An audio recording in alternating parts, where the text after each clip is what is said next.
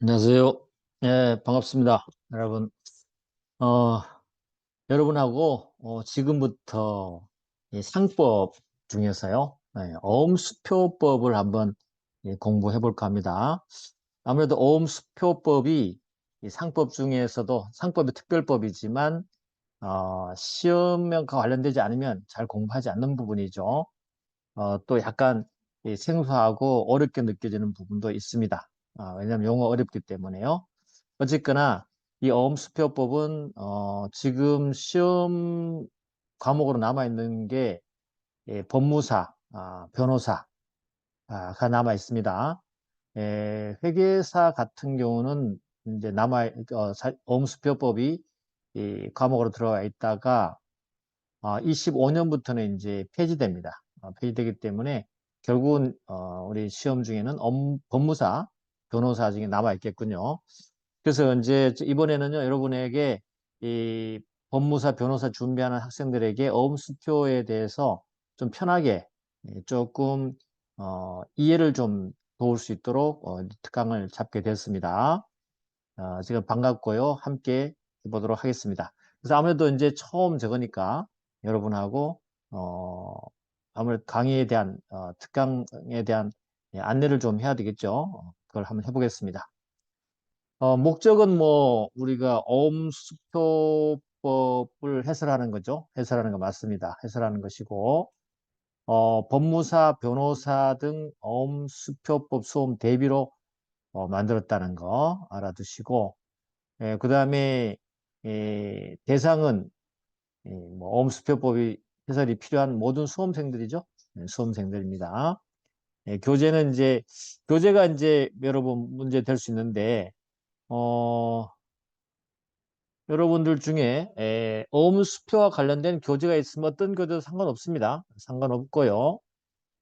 어, 이제 아무래도 이 어음수표를 이제 전반적으로 다루면서 시험 범위에 들어와 있고 포괄적으로 다루는 시험이 이 법무사다 보니까 법무사와 관련되는 어떤 교재 속에 있는 어음수표를 보는 것도 괜찮겠죠.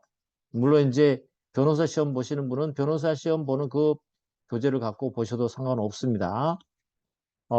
제가 쓴 이제 법무사 상법 교재가 있는데요. 이 무지개 북스에서 나온 게 있는데 그 뒤에 어음수표법 부분을 가지고 하게 될 겁니다. 그런데 이제 물론 책이 다르신 분들은 약간의 이제 불편한 점이 있겠지만 뭐 크게 듣는데 문제는 없을 것 같고 법무사 시험 준비하는 학생들은 제 교재를 가지고 하면 그대로 이걸 활용하시면 됩니다. 자, 그다음에 이제 자료를 드릴 건데 정리용 PPT 노트를 이제 제공하게 될 겁니다. 요거는 이제 조금 이따 설명하게 될 여러분하고 이제 소통하는 어떤 그 장소에서 여러분을 보내주게 될 것 같은데 보면 될 것 같고요. 아무래도 PPT 노트를 보면 거의 이해가 될 수 있을 겁니다. 그 다음에 영상 제공인데 아무래도 이제 저도 생활이 있고 또 제 일이 또 많습니다. 많기 때문에 매일 여러분에게 올려주기가 참 어렵더라고요. 그래서 월수금으로 잡았어요. 그래서 월수금 저녁 때 강의를 어, 유튜브로 올려드리도록 하겠습니다. 그렇게 약속을 하도록 하고요. 요 음수표 강의는 쭉 한번 잡아보니까 2월에서 3월 정도면 끝날 것 같아요. 3월 중반 후반까지 하면은 다 끝날 것 같습니다. 그래서 여러분들이 요 영상을 듣게 되는데 아무래도 유튜브 영상이라든지 뭐 이렇게 카톡방에 단톡방에 이제 스터디 영상을 올리기 때문에 이게 길면 안 되거든요. 그래서 20분에서 30분을 넘지 않을 겁니다. 한 강좌가. 그래서 여러분이 편하게 쉬는 시간에 하나씩 시간에 들어놓게 되면 어음수표법을 아마 정복하지 않을까. 별도로 그렇게 어음수표법을 고민하지 않도록 제가 한번 강의를 해보도록 하겠습니다. 아무래도 이제 뭐 이렇게 시간을 너무 정해놓고 하다 보면 하고 싶은 얘기도 많기도 한데 여러분에게 생략하는 것도 많다 보니 이해하는데 어려움이 있을 겁니다. 그래서 이번에는 쭉 하고 싶은 얘기 다 해가면서 얘기시로 풀어나가도록 하겠습니다. 영상 제공은 뭐 우리가 단체 카톡방이 있어요. 단체 카톡방이 있는데 하영태 법무사 상법 교실이라는 거 카톡방이 있거든요. 거기 들어오시면 되고요. 뭐 변호사 준비하시는 학생들은 하영대 변호사 상법 교실이 있어요. 거기에 단체 카톡은 들어오시면 됩니다. 그다음에 유튜브에다가 올릴 거기 때문에 뭐 혹시라도 카톡방에 들어오기 곤란하시면 유튜브에 하영태 상법 경제법 교실을 치고 어음수표법을 찾으시면 거기에서 여러분이 수강할 수가 있어요. 아시겠죠? 그렇게 해서 여러분이 뭐 어음수표법을 별도로 이렇게 하지 말고 매일매일 조금씩 해서 야곱야곱 여러분 것을 만들어가는 것도 굉장히 도움이 될 겁니다. 자, 그 다음에 교재인데요. 법무사 수험 하시는 학생들은 뭐 당연히 많이들 갖고 있을 겁니다. 거의 많이 갖고 있죠. 그분들은 들을 때 그 뒤쪽에 있는 그 어음수표법을 내용을 갖고 들으시면 돼요.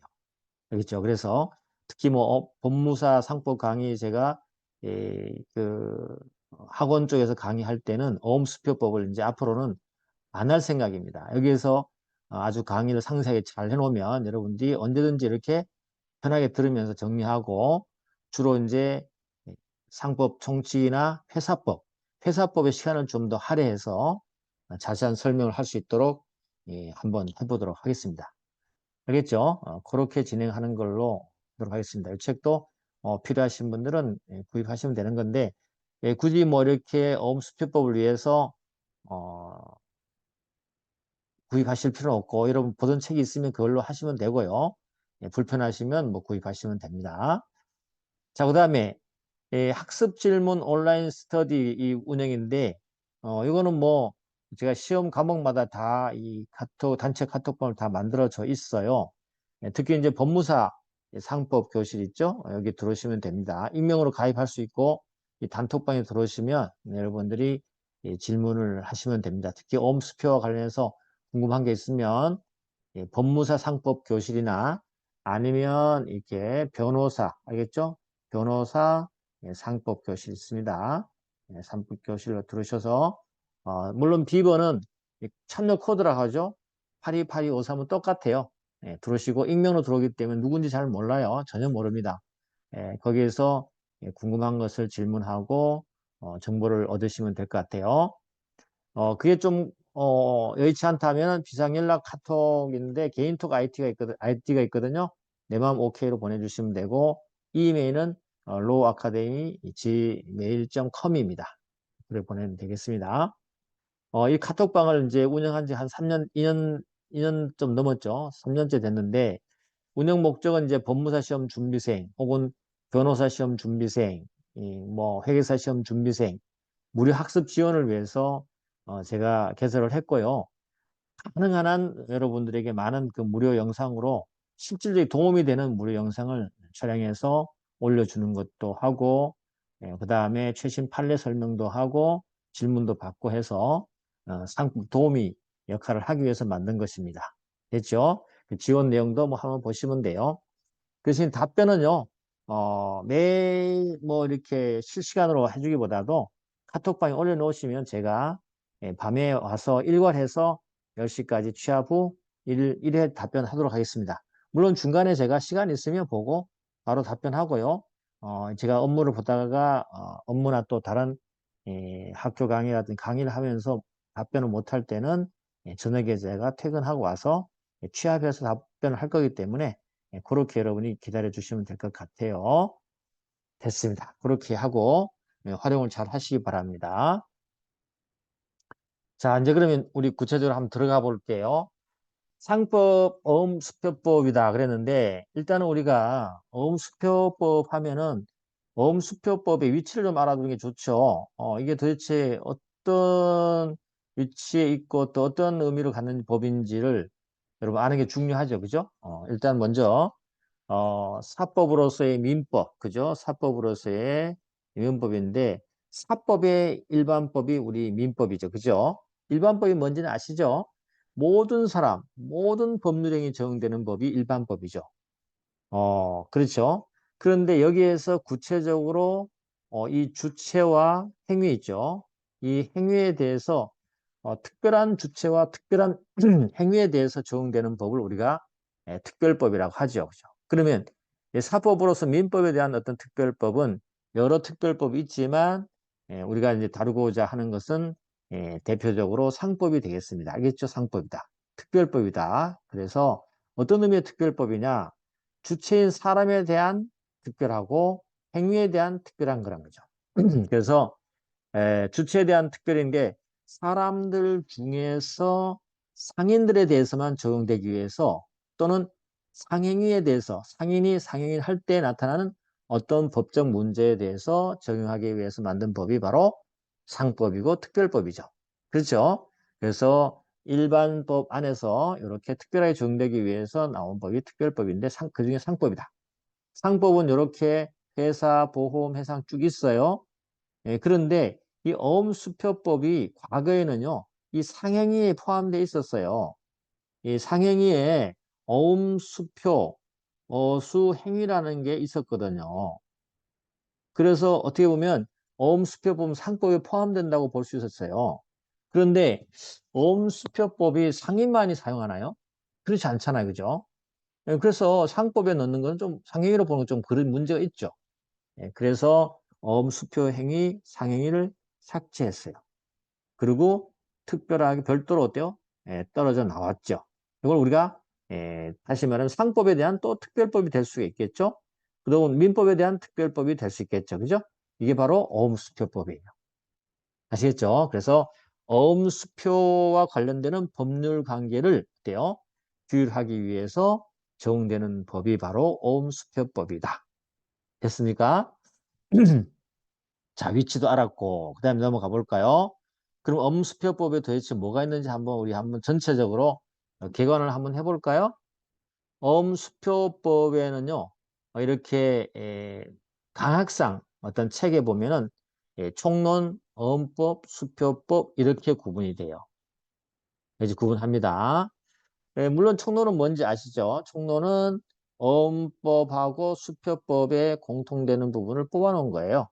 총론이 사실 굉장히 중요합니다.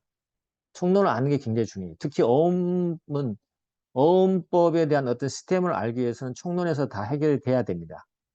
그리고 강론의 내용을 알게 되는 것이죠. 물론 법전에 가보면요. 이렇게 어음법하고 수표법으로 이렇게 나눠져 있어요. 어음법하고 수표법 나눠져 있어요. 두 가지가 있습니다. 알겠죠? 있는 것을 그중에 뽑아놓은 것이 총론이다. 나중에 보시면 알겠지만 총론이 중요한 것을 포함하고 있다는 거죠. 그럼 총론에는 어떤 건지 한번 볼까요? 이렇게 돼 있어요. 뭐 다 보긴 좀 그렇고 총론에는 일단은 어, 어음수표가 뭐냐에 대한 쭉 내용이 나옵니다. 어음수표가 뭐고 어음수표에 대한 구조, 특징, 개념이 있죠. 어음의 종류 같은 걸 좀 살펴볼 거예요. 사실 어떻게 보면 이거는 시험에 나오지는 않지만 굉장히 중요한 부분이 될 수 있어요. 전체적으로 한번 왜냐하면 특히 어음수표법은요. 이 전체 시스템을 알아야 돼요. 어음수표라는 것은 유가증권의 유통을 하기 위해서 발행부터 지급까지 그 주 과정 속에서 일어나는 법률 관계를 규율하는 거기 때문에 발행부터 지급까지 과정 속 있죠. 그 과정에 대한 어떤 시스템을 알고 있어야 되기 때문에 그 시스템을 소설에서 저는 먼저 설명할 거예요. 굉장히 중요하죠. 그 다음에 마찬가지로 우리가 앞쪽에 봤듯이 모든 법적인 법의 대상들은 어때요? 행위라는 게 있거든요. 여기도 어음수표법도 뭐가 있냐면 어음수표 행위라는 게 있어요. 알겠죠? 이 행위가 뭔지를 알아보게 될 거고 특히 이제 이 대리대행인데 이 대리대행은 어음수표 행위는요. 특히 대리와 친한 행위입니다. 다시 말해서 다시 말해 회사가 법인이 자기가 발행하지 않죠. 그죠? 그리고 위임해서 발행하면 주로 뭐죠? 격리부장이나 그죠? 격리 담당 이사. 이들이 발행하는 거죠. 대신해서 그죠? 그래서 대리대행에 친한 행위라고 보시면 되겠습니다. 그 다음에 또 어음수표는 특히나 유가증권이다 보니까 가장 취약한 게 뭐냐면 위조 변조가 될 수 있단 말이죠. 그 이 위조 변조를 어떻게 우리가 볼 거냐 문제인데 이 위조 변조라는 것을 알고요. 또 위조 변조에 대해서 무조건 위조 변조됐기 때문에 어음수표가 무효이거나 효력이 없다고 보게 되면 어음수표 그 자체의 유통에 문제가 발생할 수 있거든요. 예, 그래서 위조 변조가 무효로서 영향을 주는데도 한계가 있게 되는 거죠. 예, 그런 내용들을 우리가 좀 살펴봐야 돼요. 알겠죠? 그래서 위조 변조 중요하죠. 그 다음에 어음수표에 대한 권리 문제입니다. 그 어음수표의 권리는요, 어음수표 상에 그 수표 자체 속에서 나타나는 행위 권리가 있고요. 어음수표법에서 주어지는 권리가 있어요. 그걸 구분하셔야 돼요. 특히 법이 주어지는 권리 중에 대표적인 게 뭐냐면 나중에 배울 건데 이제 하나씩 하나씩 좀 이제 용어를 좀 익혀 보겠습니다. 잔소리 한번 하자면요. 어음수표법이 어렵게 느껴지는 것은 어음수표법에 있는 용어가 익숙치 않아서 그래요. 어음수표법만 쓰는 그 용어를 여러분이 알고 이해를 하면은 금방 할 수 있습니다. 그리고 법 조문도 많지 않거든요. 알겠죠? 이 중에서 법에서 인정되는 것은 이득상환 청구권이라는 게 있어요. 이런 것들을 우리가 법에서 인정되는 권리라고 하고요. 어음수표상의 권리 하나 예를 하나 들어드린다면 뭐예요? 어음수표를 갖고 어때요? 권리가 가서 어음수표를 행사하면서 돈 달라고 하는 권리. 그죠? 지급 제시할 수 있는 권리. 이런 것들이 어음수표를 갖고 있으면서 할 수 있거든요. 이런 것도 우리가 어음상의 권리입니다. 하여튼 그것도 살펴볼 거고. 또 6절이 참 중요한데 어음수표의 실질 관계를 합니다. 어음수표는요. 여러분이 처음 할 때 어려워지는 것은 뭐냐면 우리 일반적으로 민법에서 배웠던 다른 법에서 배웠던 어떤 법리가 어음수표법에는 통하지 않아요. 그래서 어려워요. 자꾸 헷갈리고 혼동되는 거죠. 그렇죠? 그래서 어음수표에는요. 이 법률 관계가 두 가지가 같이 연결돼 있어요. 다시 말해서 실질 관계 있고 어음수표 관계가 있어요. 법률 관계가. 이 두 가지로 나눠집니다. 그래서 어음수표 관계에서 적용되는 어떤 법리, 그 다음에 실질 관계에서 적용되는 법리가 달라요. 그걸 느낄 수 있는데 그걸 여기 가서 공부를 하게 된다는 얘기죠. 그 다음에 이제 강론으로 가보면 이제 어음법이라는데 어음법에는 어음이 발행되어서 나중에 지급될 때까지 어떤 과정 속에서의 법률 관계를 규율하는 내용들이 포함되어 있단 말이죠. 그 첫 번째 나오는 것이 발행인 것이에요. 알겠죠? 발행입니다. 발행에서 제일 중요한 게 뭐냐면 사실은 가보면 이 백지음이라고 나중에 나오게 될 거예요. 그죠? 이 백지음 부분이 여기에서 논의되는 겁니다. 그 다음에 배서라는 게 있거든요. 간단하게 설명하면 배서는 우리가 민법적인 일반적인 어떤 사법적 관계에서 어떤 재화, 물건, 그죠? 재산이 넘겨질 때는 인도라 하죠. 그죠? 인도 내지 양도라는 말을 쓰잖아요. 근데 어음법에 와서는 그런 말들이 다르게 쓰입니다. 그게 바로 뭐냐? 배서라고 합니다. 다시 말해서 넘겨주는, 그죠? 양도하는 권리를 이전되는 방법이 있는데 배서를 해서 넘겨줘야 돼요. 이걸 우리가 어음법적 양도 방법이라 그래요. 배서가 굉장히 중요해요. 네, 그걸 나중에 이제 구체적으로 배우게 될 거고. 그 다음에 인수제도가 나요. 특히 이제 환음 같은 경우는 이제 지급인이 따로 있거든요. 지급인이 따로 있는데 그 지급인에 가서 돈 달라고 할 때 그 지급인이 돈 주겠다라고 하는 과정이 있죠. 하는 그 과정을 우리가 인수라고 합니다. 알겠지? 인수라고 한다. 그 다음에 여기도 마찬가지로 어음에 대해서 믿지 못하겠다. 어음을 받는 사람이 믿지 못하겠다. 그러면 어음을 주는 사람이 보증을 세워서 어음을 넘겨줄 수가 있어요. 그런 거죠. 그 다음에 어때요? 지급이죠. 돈 내놔. 지금 돈 주겠죠? 예, 지급과 관련되는 내용. 근데 지급이 안 됐을 때 어떻게 할까요? 지급하면 돈 주면 끝나는데 지급을 만약에 안 했다? 그럴 때는 어디로 가냐면 이게 상환 청구가 되는 거죠. 알겠죠? 미지급에 대한, 지급 거절에 대한 효과가 바로 상환 청구가 되는 거죠. 그래서 거꾸로 어죠? 예, 배서를 했던 이 상환 청구권은요, 배서에 대한 하나의 효력으로 또 나오게 되는 거예요. 배서는요, 뒷면에다가 넘겨주는 사람이 자기가 책임지겠다라고 기명 날인 서명해서 넘겨준단 말이죠. 그래서 마지막 소지인이 지급은행 갖다 돈을 안 준대? 그럼 어때요? 그 전에 나에게 배세해 준 사람에게 어떻게 한다? 사인해 준 사람한테 돈 달라고 할 수 있다. 이게 바로 상환 청구예요.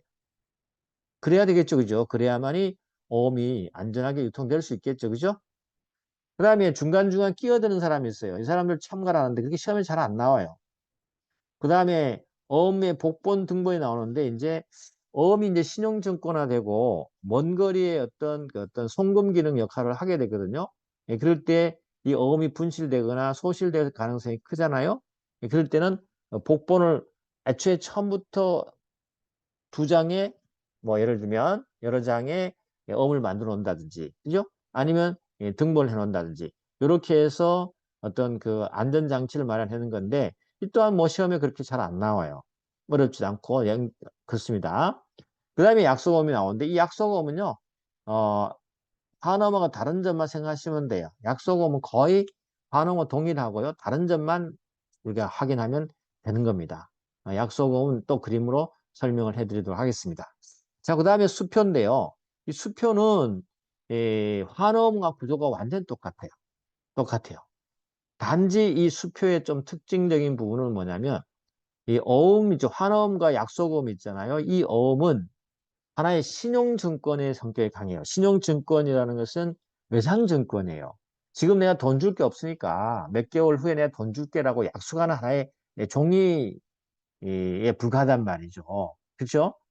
예, 그러면 나중에 이제 돈을 안 줄 수 있는 상황도 벌어지겠고 여러 가지 위험한 요소가 많이 있겠죠. 그죠? 그런데 수표는 거기에 더해서 이 화폐의 기능을 좀 첨가하기 위해서 어음의 그 신용 기능을 어때요? 없앤 거예요. 없애서 지급이라든지 이런 것들이 좀 더 명확하게 보장되도록 만들어 놓은 것이 바로 수표예요. 알겠죠? 그래서 수표에 대한 기본 내용 살펴보시고 요런 말이 나옵니다. 수표의 신용증권화 방지.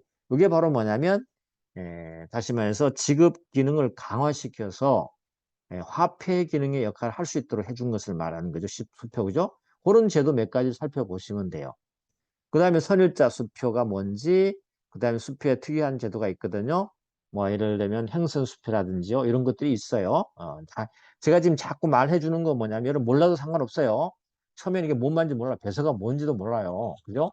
배서가 뭔지도 모르지만, 자꾸 말하고 계속 반복될 거예요. 반복되고, 또 뒤쪽으로 가면 어때요? 방문에 가면 구체적으로 배서가 뭔지, 인수가 뭔지 알려드릴 겁니다. 그렇기 때문에 지금부터는 어때요? 자꾸 한마디 한마디 그냥 그런 거구나라고 여러 번 들어두시는 거예요.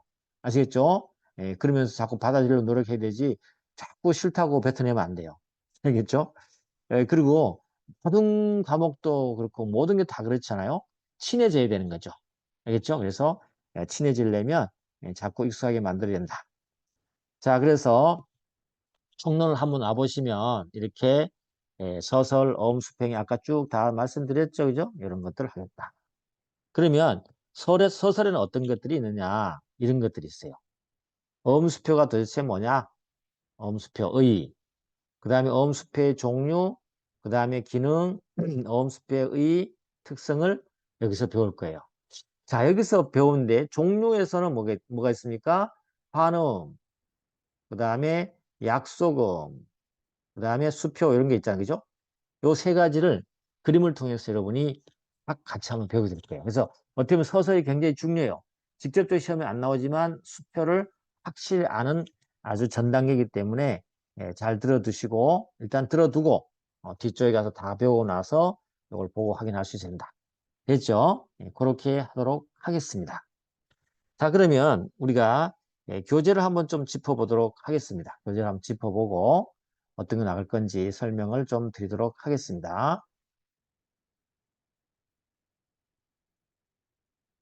자, 이제 교재를 펼쳐보시면, 제 교재를 기준으로 좀 할게요. 왜냐하면, 본문서 듣는 학생들도 있고, 일반 학생들은 그냥 제목 위주로 따라오시면 돼요.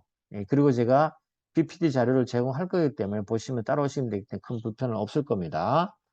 페이지 555페이지 보면 이런 게 나와요. 어음수표의 의라고 나오죠? 어음수표의 의 나옵니다. 그죠? 의 나온다. 서설하고 어음수표의 나. 그리고 어음수표가 뭐냐 이거죠? 요건 여러분들이 한번 읽어보셔야 되는데 눈여겨서 읽어봐야 될 게 있다면 요걸 한번 생각해 볼 수 있어요. 첫 번째 이제 환음 그랬잖아요. 환음 그리고 약소금 그리고 수표 세 개로 분류되는데 개념을 한번 잡으면요. 한어음이 뭐냐? 어음의 발행인이요. 발행인이 지급인에게 지급인 나왔네요. 어음 금액을 언제 만기에 어음상 권리자. 어음상 권리자는 우리가 보통 어음을 마지막 소유하고 있다 그래서 소지자라 그래요. 알겠죠? 최종 소지인이라고 합니다. 다가 지급인에 가서 돈 달라고 하는 거죠. 그랬을 때 지급인은 무조건 알겠죠? 무조건 줘야 된다는 위탁하는 유가증권을 말해요. 위탁한다니까 발행인이 직접 주는 게 아니죠. 누가? 지급인이 주는 거잖아요. 그죠? 그걸 위탁증권이라 그래요. 그래서 굉장히 중요한 건 이게 무조건인데 이게 나중에 독립성으로 연결되는 거지만 무조건이 중요한 겁니다. 조건을 달면 안 돼요. 그러면 조건을 달게 되면 일단 뭐죠? 오음 수표가 유통이 잘 안 돼요. 조건이 달려 있으면 그 오음을 누가 받겠습니까? 그죠? 그렇다는 거죠. 그게 굉장히 중요한 역할이고. 그 다음에 약속음은요, 어음의 발행인이, 발행인 나왔네요. 발행인이 자신이, 오입니다. 이게 중요해요. 자신이 만기에 어음 금액을 어음상 권리자 소지자에게 지급할 것을 무조건 약속한다. 무조건 내가 줄게. A가 약속어음을 B에게 발행해주면서 야 나중에 이 어음 가져오면 내가 언제든지 줄게 라고 약속하는 약속. 이걸 우리 약속어음이에요. 근데 환어음은 이렇게 돼요. 환어음은 B 이렇게 C로 나눠져요. A가 어음을 발행을 해주면서요. 발행해주면서 나중에 C에게 받아 라고 하는 거죠. 이 지급인이 존재하면 지급인이. 그래서 C는 이렇게 B에 가서 돈 달라고 할 수 있는 거죠. 그러니까 어때요? B가 돈을 주도록 뭘 한 거죠? 위탁한 거죠? 위탁증권이에요. 아시겠죠? 이런 관계입니다. 이렇게 됐다는 거. 그리고 이제 느꼈지만 여기는 환음에도 만기가 있고 약속에 만기가 있어요. 그래서 수표 보시면 수표의 발행인 나오네요. 지급인에게 수표 금액을 수표상 권리자에게 지급할 것을 무조건 위탁하네요. 여기는 만기라는 개념이 안 나오죠? 그렇습니다. 수표는요. 만기라는 개념이 나오면 안 돼요. 만기가 있으면 어때요? 이미 신용증권화 돼버려요. 외상증권이 되어버린다는 거죠. 수표는 만기가 없어요. 아주 짧은 기간에 돈을 줘야 되는 상황이 벌어지는 거죠. 그죠? 일람출급성 그래갖고 수표는 가져오면 무조건 줘야 됩니다. 그런 것들이죠. 이게 이제 화폐 기능 역할을 하는 거죠. 그래서 수표에는 만기가 없어요. 이런 거 이따 다 할 겁니다. 나중에 다 할 거니까 이렇게 다른 점이 있다는 거면 일단 한번 좀 이렇게 확인하시면 되는 거다. 됐어요? 그런 거예요. 그래서 지금 얘기하는 게 무슨 말인지 모르더라도 스트레스 받을 필요 없어요. 이렇게 나가시면 되는 거예요. 자, 그 다음 페이지에 가보시면 이제 환음과 약속음의 비교 이런 게 나오죠. 그죠? 비교 이런 게 나오죠. 비교. 중요해요. 뭐 언제 나중에는 처음 할 때는 이게 처음 제가 일부러 한번 해주는 거는 좀 어렵게 느껴지지만 해주는 이유는 뭐냐면 그래도 큰 틀을 하면 알고 지금 암기 안 해도 돼요. 나중에 이제 용어가 나오기 때문에 가면서 설명하기 좀 쉽고 나중에 끝나고 나와서 다시 보면서 이게 이해가 되면 여러분 끝나는 거예요. 큰 주제로별로 살펴보면 이제 먼저 약속음하고 한음을 한번 비교해 보면요. 한음과 약속음은요. 경제적 기능이 있는데 여기는 신용 기능이 있습니다. 신용 기능. 신용 기능이 있고요. 신용 기능이 있어요. 신용 기능. 이게 제일 중요한 기능이에요. 근데 약속음도 신용 기능이에요. 다시 말해서 일정 기간 후에 내가 돈을 주겠다는 외상 기능 있죠? 이거 신용 기능이에요. 뭐 송금 기능, 나중에 보겠습니다. 추심 기능, 지급 기능 쭉 나눠 있고요. 그 다음에 기본 당사자가 차이가 있을 수 있어요. 여기는 아까 그림도 봤듯이 발행인, 수취인, 지급인, 3당사자잖아요. 이렇게, 그죠? 근데, 여기에, 약속음은 발행인, 수취인, 그래서 2당사자예요. 그 구조를 하나 생각하시고, 그리고 주 채무자는 누가 되냐면, 반음에서는 인수인이 돼요. 다시 면 돈을 주는 사람이 되는 건데, 발행인이요. 이렇게 우리 그림이 있었잖아요. 발행인 있고, 지급인 있고, 수취인 있을 거 아니에요. 만약 수취인이 최종 소지자라면 돈 달라고 했을 때, 이 지급인은 돈 줘야 될 의무가 반드시 있는 건 아니에요. 야, 돈 줘! 라고 지급 제시하면 지급인이, 맞아, 알았어. 돈 줄게. 라고 하면 어때요? 그걸 우리가 인수라 그래요. 그러면 이제 인수하게 되면 어떻게 돼요? 인수인이 되는 거죠. 돈 주겠다고 한 사람이 인수인이에요. 이 사람이 어때요? 주 채무자라는 거예요. 채무자. 이제 그 어음에 대해서 돈을 갚아야 될 채무자라는 거죠. 알겠죠? 이런 것은 어때요? 한음에만 있지 약속 오면 없어요. 누구예요? 약속은? 약속 오면은 발행인이 내가 돈 줄게라고 약속했잖아요. 그 자가 바로 주채무자예요. 알겠죠? 발행인이 바로 주채무자예요. 그 다음에 상환 의무자인데 우리가 돈 달라고 돈을 안 주면 어때요? 이렇게 거꾸로 왔다 다시 이렇게 돈 달라고 발행인이 돈 안 주네? 돈 줘라고 하는 게 상환 청구권이거든요.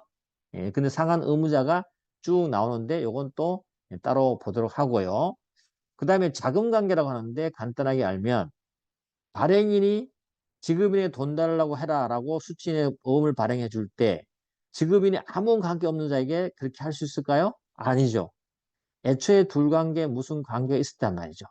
이게 뭐냐면 자금 관계. 다시 말하면 지급인이 발행인에게 500만 원 줄 게 있었다 그죠? 그럴 때 어음을 500만 원짜리 이렇게 발행할 수 있는 거예요. 이 자금 관계 있기 때문에 지급인이 될 수 있는 거잖아요. 그래서 자금 관계가 한어음에는 반드시 필요해요. 알겠죠? 그래서 발행인과 지급인은 다른 사람이에요. 근데 약속은 불필요하죠. 왜? 발행인이 곧 지급인이잖아요. 자기가 주겠다 했으니까.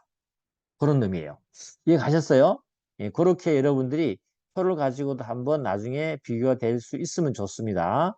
그래서 어음을 마지막 정리할 때 이 표는 아주 긴하니까 제가 한번 슬쩍 짚어보는 거예요. 지금 여기서 얘기하는 건 몰라도 아무 상관없어요. 아무런 스트레스 받으시면 안 돼. 그냥 들어두기만 하시면 돼요. 알겠죠? 들어두기만 하면 돼요. 그 다음에 만기전 상환 청구 뭐 이것도 보시면 되고 예, 그 다음에 인수제도 아까 봤듯이 뭐 이건 이제 쉽죠. 환음은 인수제도가 필요하자 그랬죠.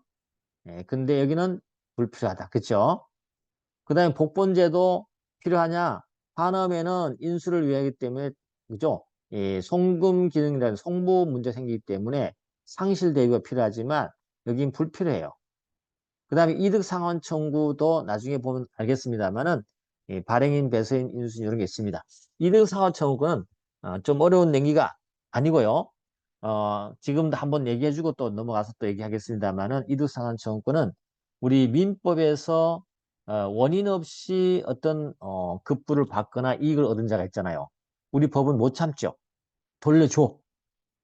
너 이유 원인도 없이 그 이득을 취하면 안 되지. 라고 돌려줘 하는 것이 바로 뭐죠? 부당이득 반환 청구권이잖아요. 그죠? 그 부당이득 반환 청구권을 어음법에 와서 특별하게 이름 붙여준 것이 바로 이득 상환 청구권. 알겠죠? 예를 들면 발행인이 자기가 발행인, 배서인, 인수인이 원래 돈을 그 어음을 지급해야 되는데 그 어음이 만약에 소멸시효로 완성이 돼 버려서 더 이상 어음 소지인이 어음을 달라고 할 수 없는 상황이 벌어지잖아요. 그럼 인수인이 돈을 줘야 되는데 안 줌으로 해서 얻는 이익이 있잖아. 그죠? 그 이익을 돌려줘. 라고 할 수 있는 게 이득상환청구권이에요. 그거는 주로 어때요? 채무자 내지는 이득상환 청구의 의무를 부담하는 자, 이익을 얻은 자가 있는데 그 자들은 이렇게 발행인, 배서인, 인수인이고 여기는 어때요? 약속하면은 발행인하고 배서인이다. 이렇게 여러분이 알아두시면 돼요. 알겠죠? 그렇게 이해하시면 될 것 같습니다.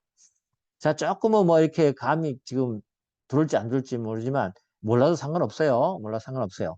나중에 다 가거나 끝나고 나면 아, 이제 알겠다라는 걸 느낄 수 있습니다. 예, 그렇게 하도록 하고요. 벌써 이렇게 30분 넘어섰네요. 그죠? 이렇게 시간이 잘 가요. 처음 할 때 이렇게 한 두세 강좌에서는 이렇게 시간이 좀 갈 겁니다. 하지만 이번에 이제 차분하게 어음수표를 좀 내기식 좀 풀어나가려고 할 거니까 잘 들어주시면 좋고 끝까지 여러분과 함께 할 테니까 잘 따라오시고 한번 활용을 잘 해보십시오. 어음수표를 이해하는 데 도움이 많이 될 겁니다. 자, 오늘 첫 번째 시간은 이걸로 마무리하겠습니다. 수고했습니다.